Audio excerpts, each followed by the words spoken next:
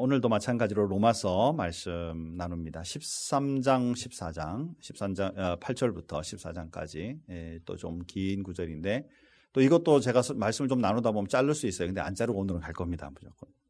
조금 길어질지도 모르겠고 또 가능한 한 빠르게 갈 수 있도록 그렇게 한번 해보겠습니다. 여러분 같이 말씀에 좀 집중하면 좋겠습니다. 한번 지금까지 어디까지 왔는지 한번 다시 간단하게 보시죠. 1장 1절부터 11장까지는 말씀의 교리적인 부분, 원리적인 부분을 말씀하고 있습니다.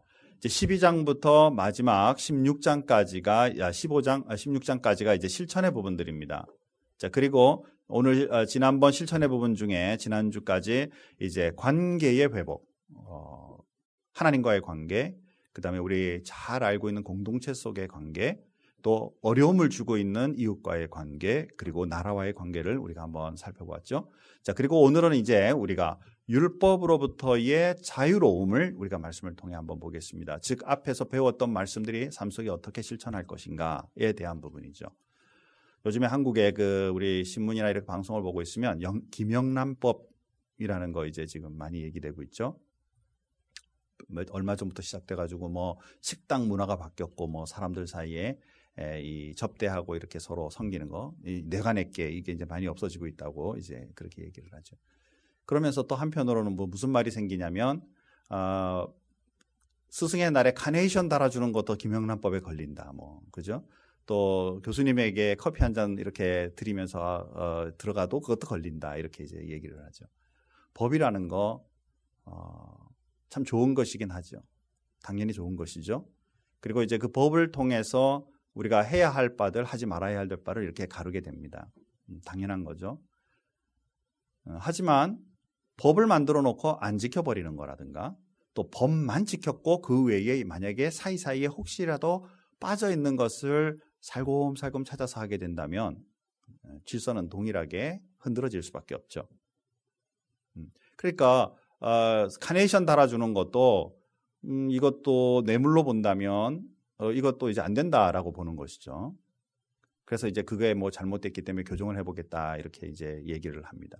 저는 그렇게 해서 가만히 생각을 해봤어요. 그래, 이제 그러면 김영란법에 의해서 카네이션 달아준 거 괜찮다면 이제 다른 의도를 가진 사람은 아마 카네이션을, 금으로 만든 카네이션을 가져와서 달아주지 않을까. 안 웃으시네요. 그죠? 의도적으로 만약에 우리가 이것을 피해간다고 맘만 먹는다면 이상한 법들이 막 생겨날 수가 있죠. 이 법이라는 것이 사실은 만들어져 있는 것만이 중요한 것이 아니라 지키는 것이 중요하죠. 우리 지금 그 세월호와 더불어 안전에 대한 법을 만들기를 지금 소원하고 있는데 정말 그렇게 되기를 소원합니다. 근데 그렇게 만들었으면 우리가 지켜야죠. 안전벨트 맵시다 그랬으면 매야죠. 귀찮죠. 안 하던 거 힘들어도, 그죠? 하기로 했으면 우리가 먼저 해야 안전이 시작되죠. 법 아무리 만들어놔도 아이들에게 태울 때, 야, 이거 저희 앞에 웃기 조끼를 입어라. 그러면 애들이 불편해서 안 해요. 그러면 그래, 내버려둬. 그러면은 이게 안전이 이제 안 되는 거잖아요. 그러니까 우리가 법이라는 건 만들어 놓으면 지키는 것이 원리인데, 이 법이 때로 우리를 조인다라는 것이죠. 율법도 동일하다라는 것입니다. 하나님의 법률이 이 말씀을 통해서, 구약의 말씀들을 통해 신약도 마찬가지지만 법으로서 우리에게 주시면서 이렇게 사는 것이 옳아라고 말씀하고 있는데, 이게 어느새 우리의 목을 조우고 신앙의 생활을 축소시키고 원래 의도와는 다른 그런 자유롭지 못한 그리스도인의 삶을 살아간다는 거죠. 너무나 많은 부분에 그런 모습이 있다. 그런데 오늘 우리 본문을 통해서 이제 세 가지의 부분에서 우리가 어떤 모습으로 자유로운 그리스도인의 삶, 즉 하나님이 주신 그 율법과 명령들과 우리 사이에 이것을 조율하며 하나님 앞에 자유를 만끽하는 해방된 그리스도인으로 살아갈 것인가에 대해서 오늘 말씀을 같이 나누었으면 좋겠습니다. 자, 첫 번째는 뭐냐면 율법이에요. 자, 말씀을 한번 돌아가 보시죠. 9절 말씀해 보면 간음하지 말라, 살인하지 말라, 도둑질하지 말라, 탐내지 말라 한 것과 그 외에 다른 계명이 있을지라도 내 이웃을 내 자신과 같이 사랑하라 하신 그 말씀 가운데 다 들었느니라, 이렇게 말씀하시죠. 저를 한번 보시죠. 사랑하는 성도 여러분, 제가 지난 시간에 앞쪽에 제가 말씀을 나눌 때 우리가 아직 죄 가운데 있고 하나님 앞에 정말 우리가 봐도 부정한데, 부족하고 부정한데 믿음 하나 보시고 우리를 의롭다라고 하나님께서 칭해 주셨잖아요. 그래서 이제 의롭다 칭함을 받은 사람답게 살자. 그러다 보니까 뭐가 생겨요? 갈등이 생긴다 그랬죠.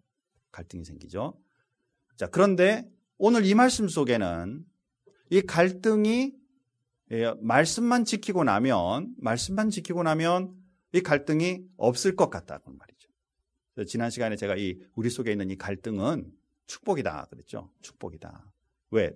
어느 것을 하나님의 말씀을 택할 것인가, 그냥 나의 뜻을 택할 것인가에 어떻게 보면 선택의 순간이니까. 힘들고 어려워도 하나님의 말씀 택하겠다라고 작정할 수 있는 순간이죠. 갈등의 순간은. 근데 그거를 굉장히 힘들어하죠, 우리는. 본문 말씀에서 뭐라 하냐면 간음하지 마라.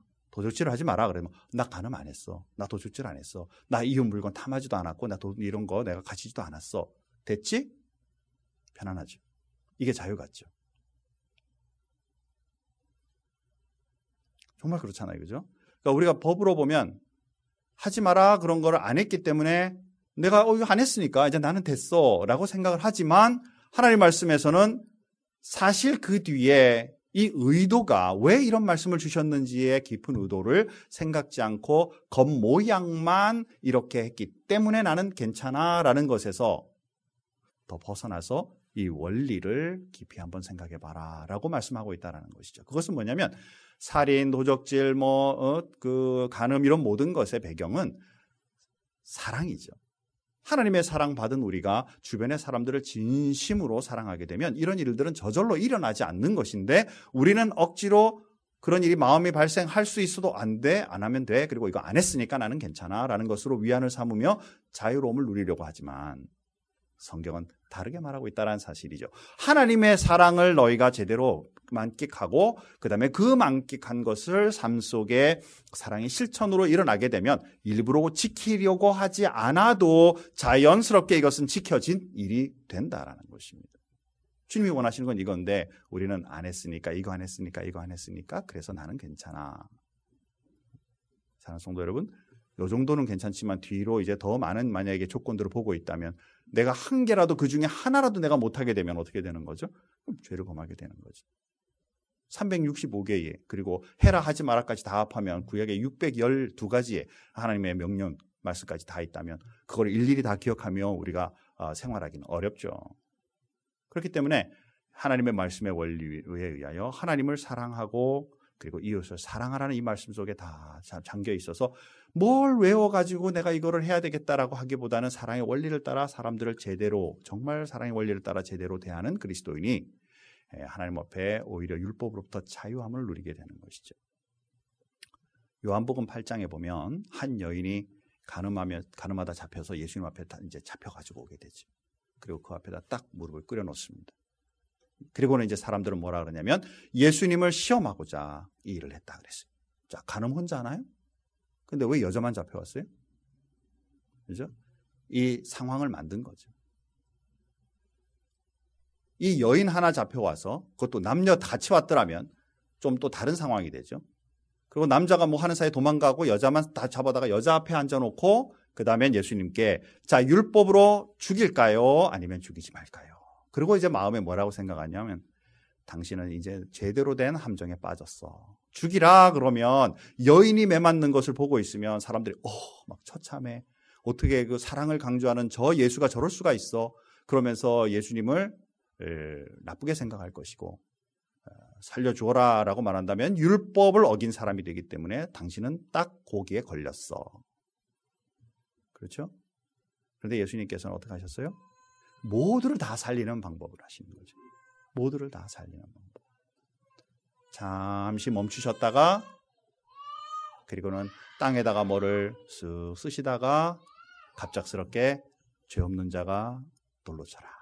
그렇죠? 우리 자신을 보게 하시는 것이죠. 사랑하는 성도 여러분, 율법이라는 건 지켰기 때문에 괜찮은 것이 아니라 우리 자신을 보는 거예요. 우리가 얼마나 이 일을 감당하기 어려운지, 이게 얼마나 우리가 이 일로 인하여 넘어질 수밖에 없는 존재인지. 그러나 그 마음속에 최고의 그 법률의 의도는, 율법의 의도는 그러므로 하나님을 의지할 수밖에 없는 존재. 하나님으로부터 사랑과 그 은혜를 누리며 살 수밖에 없는 나를 발견케 하심으로 그 은혜 가운데 살도록 그 받은 바 은혜를 실천하도록 사랑을 증거함으로써 결국 이것이 자연스럽게 이루어지도록 하시는 것인데 우리는 이거를 쓱 닫아버리게 되죠. 결국 거기에서 있었던 사람들이 하나씩 돌을 버리고 떠나가게 됐을 때 여인에게도 나도 너에게 정죄하지 아니하노라. 그죠? 목적이 정죄가 아니거든요. 주님이 그 여인 보고 너 왜 그랬니? 라고 말하지 않으셨다라는 거예요. 나도 무조건 용서한다. 하나님 앞에 받은 바 사랑이 삶 속에 자연스럽게, 그래서 다시는 죄를 범하지 마라. 그렇죠?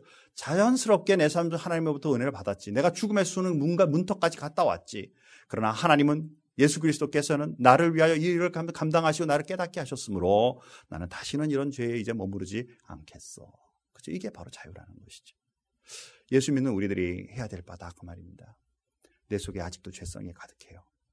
그러나 하나님 믿겠습니다라는 믿음 하나 때문에 우리를 의롭다라는 옷을 씌워주셨고 그 의로움으로 우리를 붙잡아 주셨으며 그 다음에 우리에게 하시는 말씀이 네가 그 의로운 자답게, 연약한 부분 많고 부족한 부분 많지만 그러나 의로운 자답게 내가 너를 인정하고 내가 너를 세우기를 원한다. 그 길을 가거라.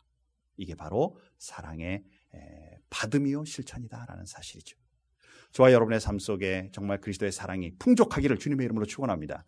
그리고 또한 이것으로 사람들에게 실천할 수 있는 그리스도인이 되기를 주님의 이름으로 축원합니다.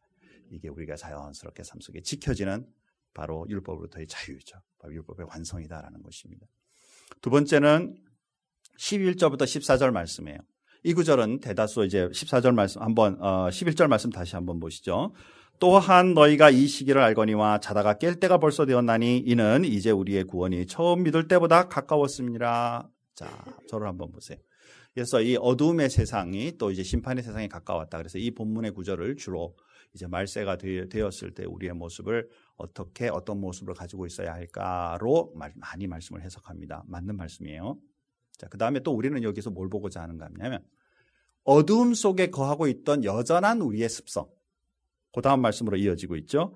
밤이 깊고 낮이 가까웠으니 그러므로 우리가 어두움의 일을 벗어버리고 빛의 갑옷을 입자. 이렇게 표현하고 있죠. 예수를 믿기 전에는 하나님과 연관관계가 없었고 또는 하나님을 알더라도 하나님의 말씀을 따르지 않았던 어두움의 삶 속의 일을 자연스럽게 하던 우리들이죠. 그러나 예수님을 믿고 나면 그 다음에는 이제는 우리는 예수님의 믿음으로 아까 말씀하신 의의 옷으로 우리를 입혀주셨기 때문에 거기에 걸맞게 살아야만 되는데 아직도 우리의 습성이 어두움에 하던 것들이 익어져 있다는 것이죠. 그러니까 말세가 될수록 더 포악해지는 세상 속에 우리도 별로 그렇게 어려움 없이 부딪힘이 크게 많지 않고 뭐 세상 다 그렇고 나도 저렇게 살았으니까 그저 내가 의롭고 믿음으로 말미암아 구원받았으니 저거보다는 이제 그냥 믿음으로 그냥 주님 앞에 가겠지 정도로 살지 말고 의의 옷을 입고 사는, 그래서 변화된 삶을 추구하는 그런 삶으로 옛날 것을 그냥 자연스럽게 놓아버리는, 옛 옷을 자연스럽게 벗어버리는, 어둠에 거하던 일들을 자연스럽게 없애버리는 그런 그리스도인으로 살아야만 한다는 것이죠. 한 몇 년 전에요. LA에 이제 제 기억에 노예 때문에 갔던 것 같아요. 저 다음 주일에 제가 노예 또 가게 되는데 노예를 위해서 이제 LA에 갔다가 렌트카를 타기 위해서 이제 앞에 기다리고 서 있었어요. 그래서 이제 차가 오길래 렌트카를 딱 탔습니다. 그랬는데 헐레벌떡 어떤 분이 막 뛰어오는 거예요. 그래서 이제 막 떠나려고 그러는데 차를 세우고 이제 운전하시는 분이 다시 서가지고 그분 올라오는 걸 보면서 그분의 가방을 들었어요. 그리고는 이제 그 가방 짐 놓는 데다가 놓았는데 놓을 때 약간 던지듯이 놓은 거예요.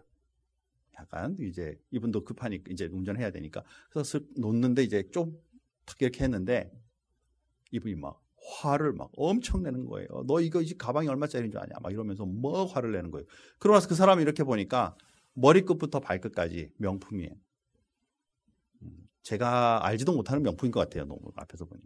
그리고 가방은 꽤 큰 가방인데 그 아마 제 생각에 그 뭐 L, 뭐 X 이렇게 뭐 들어가 뭐 이런 거 뭐 이렇게 있는 그림인 것 같아요. 얼마인지 잘 모르겠지만 아무튼 그 비싼 거 맞겠죠? 그거를 이렇게 툭 이렇게 한 건데 뭐 그걸 보면서 막 욕을 하는데 너무 심한 거예요. 옷을 머리부터 끝까지 잘 입고 정말 보기에도 돈이 있어 보이는데 입은 하나도 아닌 거죠. 그러면 옆에 있는 분들이 어떻게 생각할까요? 저 사람 자기가 그만큼 부자니까 뭐 저렇게 해도 된다라고 생각할까요? 아니면 입은 거에 비하면 그 사람을 격하시켜 볼까요? 사실 우리에게 있어서 이 밖에 옷을 입는 것은 상당히 중요한 일이고 사람들에게 외모를 나타내거나 외모로 보이거나 하는 일에 굉장히 인식, 선입견을 심어주고 서로 간에 대화할 때 굉장히 중요한 요소 중에 하나죠. 그러나 거기에 걸맞지 않게 행동하게 될 때는 정말 모습이 달라진다는 것이죠. 우리 미국 TV에서 이제 몰래 카메라를 이렇게 했는데요. 좀 홈레스처럼 남루하게 하고 그 지팡이를 막 짚고 가다가 딱 넘어졌는데 주변의 사람들이 아무도 도와주지 않는 거예요. 그걸 몇 건을 했는데 정말 아무도 도와주지 않는 거예요. 그런데 어떤 분이 양복 다 입고 깨끗하게 입고 그리고 가다가 툭 넘어졌는데 주변의 옆에 사람들이 다 몰려가지고 세워주는 거예요. 또 어느 여자분이 양장을 깨끗하게 옷을 입고 가다가 또 넘어지니까 또 주변의 사람들이 막 와서 세워주는 거예요. 그죠? 옷 하나 때문에 사람들에게 인식되는 건 굉장히 중요한 요소 중에 하나죠. 우리가 그리스도인이에요. 우리는 하나님의 사람들이에요. 하나님께서 우리를 내면의 세계를 보지 아니하시고 내면에 있는 그 세계 대신에 믿음 하나 보시면서 우리를 의롭다 씌워주신 다음에 겉모습은 의의 사람이고 빛의 사람인데 말투, 행동 모두가 다 아직도 옛 모습처럼 툭하면 욕하고 툭하면 뒷담화치고 툭하면 죄 가운데 거하는 일들에 앞서 나간다면 이거 정말 삶에 걸맞는 모습이 아니다라는 것이죠. 오늘 본문에서 하고 있는 말씀을 우리가 한번 잘 살펴봐야 되겠다라는 것입니다. 어둠의 일을 버리고 옛적에 우리가 익숙되어 있었던 하나님을 알지 못했던 또는 알더라도 우리가 그동안에 실천적으로 하지 못했던 모습들을 완전히 이제는 하나님 앞에 벗어버리고 정말 하나님이 원하시고 주님께서 우리에게 본으로 보여주신 그 모습을 따라 살기로 작정하는 빛의 갑옷을 입자. 왜 이때 단어를 갑옷이라는 단어를 썼을까요? 다른 곳에서 보면 거룩한 옷을 입자 이렇게 표현하기도 하는데 본문에서는 갑옷이라는 뜻을 쓰고 있죠. 이 갑옷은 전쟁 때 입는 거잖아요. 우리가 말세가 될수록 시대가 점점 악할수록 여러분 요즘도 많이 느끼시겠지만 점차적으로 더 지나갈수록 세상은 더 포악해질 것이고 더 악해지는 가운데 우리는 영적 싸움을 싸워야만 하는 그리스도인이 된다는 것이죠. 옷 입고만 되는 것이 아니라 이제는 그것을 위하여 하나님의 말씀 가운데 살기로 작정할 때는 부딪힘과 어려움이 우리에게 전투적으로 일어날 수 있다는 것을 인식하고 하나님의 사람으로 이 일을 준비하고 실제로 행동하는 그리스도인이 되어야 한다는 것이죠. 우리 요즘 시대에 일어나고 있는 많은 뉴스들이나 이런 걸 보고 있으면 이제 분명히 세상이 변하고 있어요. 성경에서는 그동안엔 다 진리라고 여겼던 거 이제는 하나씩 꺾이고 있습니다. 아니라고. 그죠? 우리 자녀들의 세대는 지금 앞으로 어떻게 될까 싶어요. 그 속에서 살아가야 되잖아요. 그러니까 그 자녀들에게도 우리가 먼저 빛의 갑옷을 입고 있어야 자녀들에게 그 갑옷을 씌워줄 줄 믿습니다. 아이들에게 무엇을 제공할 거냐라는 거예요. 먹고 사는 방식이나 학업을 지속해서 학위를 만들어 주어서 걔네들이 먹고 사는데 좀 편하게 살았으면 좋겠다라는 의식을 가지고 있다면 말세를 향한 우리들의 삶에 너무나 정말 나이브한 생각의 방식을 갖고 있다는 것이죠. 이 아이들은 처절하게 싸워가야 되는 시대를 살아갑니다.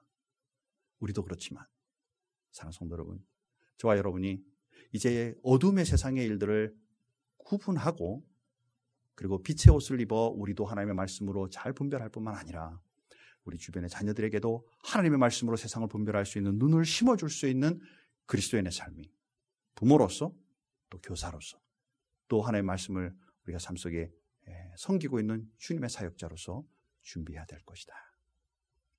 저와 여러분의 삶 속에 세상을 잘 분별할 수 있는 능력이 있기를 주님의 이름으로 축원합니다.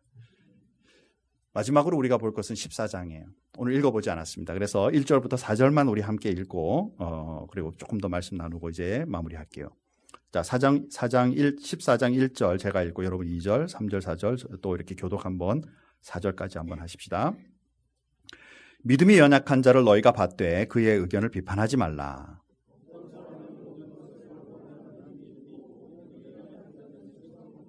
먹는 자는 먹지 않는 자를 업신여기지 말고 먹지 않는 자를 먹는 자를 비판하지 말라. 이는 하나님이 그를 받으셨음이니라.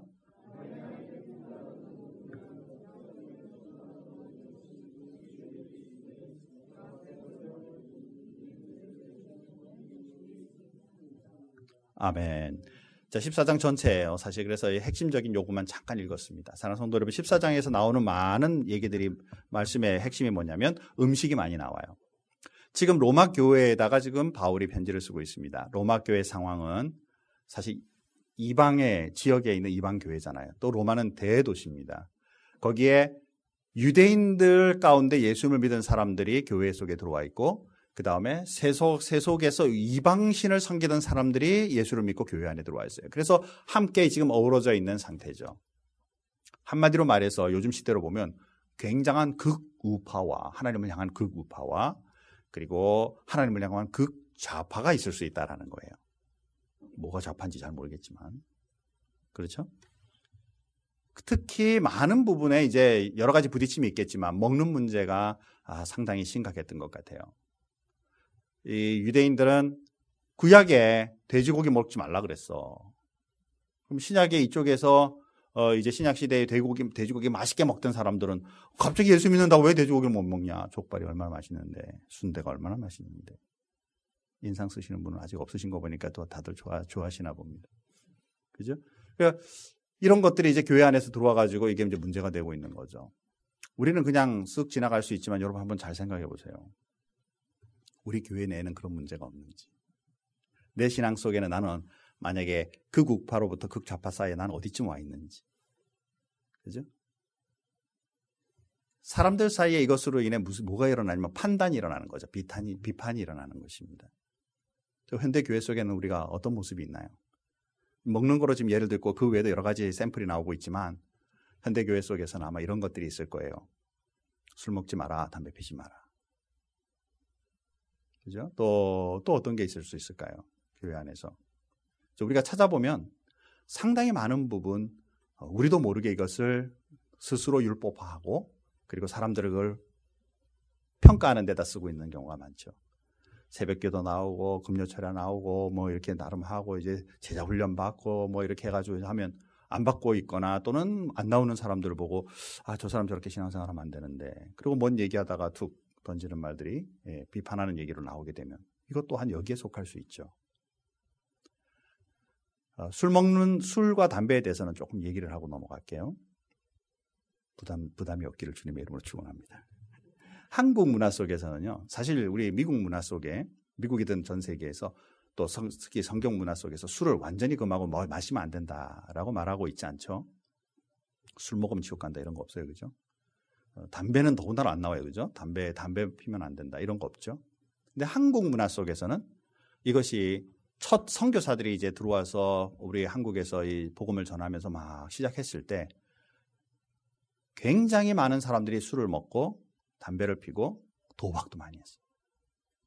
요즘도 여러분 우리 사회 회사 들어가면 술 담배 많이 하고 요즘 술 이제 담배는 많이 이제 뭐 금지하니까 좀 없어지기를 바라는데 저녁에 회식하면서 술 먹는 이런 또 권하는 문화가 굉장히 많잖아요. 그 이제 많이 없어진 거죠, 옛날에 비하면.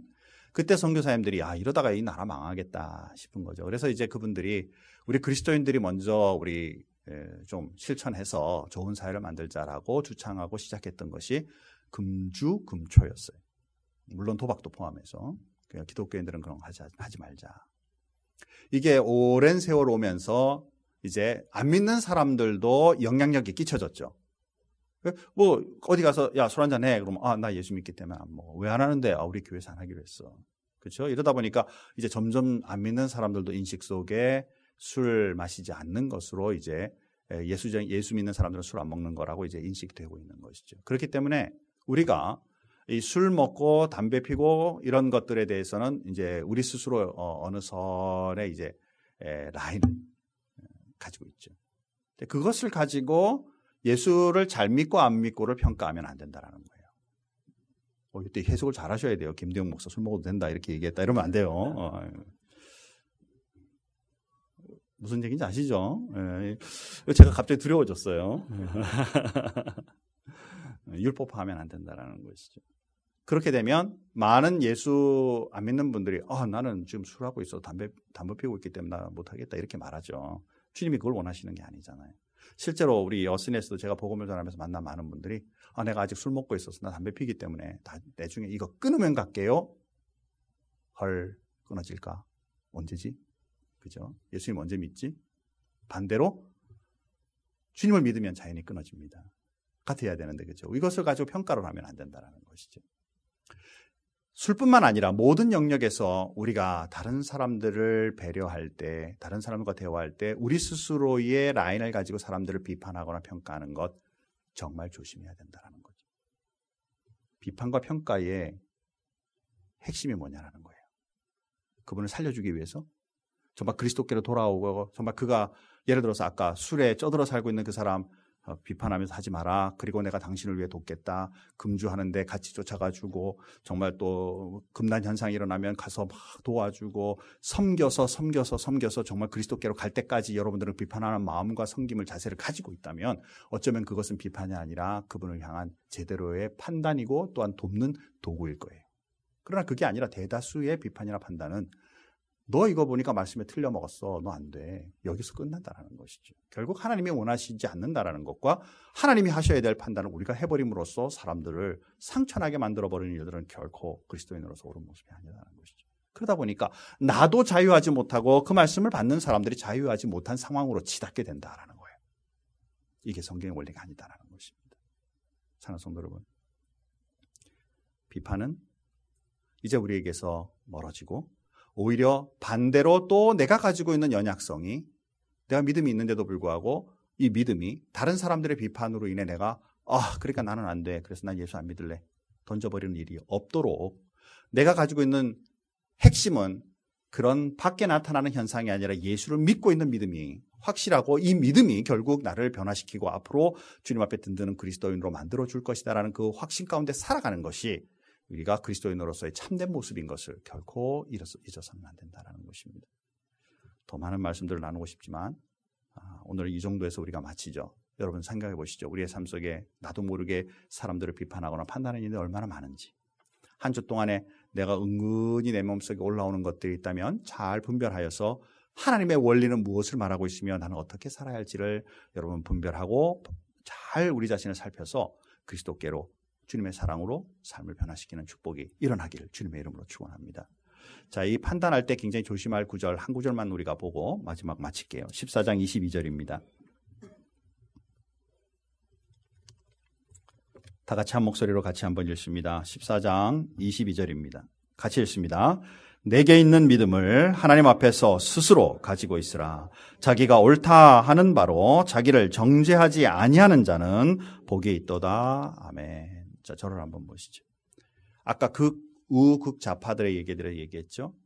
이렇게 표현하니까 꼭 정치적으로 지금 하는 건데, 정말 구약에 근거하고 생활 속에서 막 들어온 믿음의 사람들. 그러나 여기에서 그들의 행위가 아닌 앞에 이 말씀 속에 말하고 있는 믿음이 때로는 강력한 가운데 그 하나님을 지켜가던 구약의 말씀에 근거한 믿음을 가진 사람도 있고, 이제 세상 속에서 이방 문화 속에서 있던 분들이 예수를 믿고 들어와 있는 그런 사람도 있는데, 이들에게 있어서 우리가 붙잡아야 될 것은 바로 믿음 하나밖에 없지. 그들을 가지고 이것저것 얘기함으로써 이 믿음이 흔들어지거나 내 자신도 강한 사람들이 나라고 말할 때 역시 나는 안 되나 봐라고 말해서 그 믿음까지도 잃어버리는 일이 없도록, 또 이 믿음을 가지고 나를 정죄함으로써 나는 안 돼라고 생각하는 일이 없도록 주님 앞에 믿음 하나 보고, 주님이 우리를 믿음 때문에 인정하신 것처럼 우리를 믿음 하나 보고 이 믿음을 굳게 지키며 앞으로 삶 속에 하나님이 원하시는 의로운 삶으로 일어날 것을 기대하는 믿음을 가진 그리스도인으로 사는 것, 이것이 바로 비판으로부터 자유로워지는 길이다라는 것입니다. 사람의 눈총 먼저 보지 말고 하나님이 주신 믿음 먼저 보고 주님과의 믿음의 관계를 돈독히 하며 또 하나님이 원하시는 삶의 모습으로 내가 변화될 것을 기대하는 삶, 이것이 바로 믿음의 삶이다. 저와 여러분의 삶 속에 이번 한 주간 동안에 하나님이 주신 큰 은혜로 구속받는 그리스도인이 아니라 주님 앞에서 자유로운 삶을 자유롭게, 그러면서도 하나님께 영광이요 주님 앞에 지켜지는 삶, 나에게도 큰 은혜의 삶이 있는 그런 삶을 한 주간 사는, 그리고 이것을 깊이 묵상하며 이번 한 주간 지나는 축복이 있기를 주님의 이름으로 축원합니다. 우리 다 같이 한번 기도하겠습니다. 하나님 감사합니다. 우리가 예수를 믿으면서 우리도 모르게 또 다른 굴레를 만들고 또 다른 율법을 만듭니다. 사랑해야만 해. 내가 내 마음속에 아직 감동이 안 오는데 사랑해야만 해라고 우리가 주장하면서 이것이 우리 스스로 율법이 되고 우리를 괴롭히는 일들이 일어납니다. 또 다른 사람들을 볼 때도 하나님의 말씀을 잣대로 들이대면서 넌 여기에 틀렸어 라고 말하면서 사람들을 비판하고 판단합니다. 하나님이 이런 모든 모습들이 말씀에서 말씀하고 있지 않으며 또 그것이 결코 그리스도인의 모습이 아닌 것을 말하는데도 우리는 그것을 우리도 모르게 사용하고 있으며 또 그것이 어떤 면으로는 자유라고 생각하기도 합니다. 하나님 정말 우리가 그리스도인으로서 하나님의 자녀로서 하나님의 말씀 속에서 주님이 원하시는 본뜻을 깊이 묵상할 수 있으며 또 하나님께서 우리를 위해 주신 그 사랑이 어떤 것이며 또 그 사랑을 사람들에게 어떻게 실천해야 될 것인지를 우리가 묵상하며 그 뜻을 밝혀 또 실천할 수 있는 그리스도인들이 되게 도와주옵소서. 어쩔 수 없어가 아니라 자연스럽게 일어나는 그리스도인들이 됨으로 말미암아 예수를 믿는 것, 또 믿음의 생활을 하는 것, 교회의 생활 속에 다른 분들과 함께 협력하며 사는 것이 얼마나 아름다운 일이고 자유로운 일인지 죄로부터 해방된 일인지를 깨달아가는 그런 축복이 있도록 도와주옵소서. 우리 금빛교회가 지역과 세상 세계를 향해 하나님의 크신 사랑, 그 은혜를 선포하는 교회로 잘 성장할 수 있도록 하나님 인도해 주옵소서. 감사하며 예수님의 이름으로 기도하옵나이다. 아멘.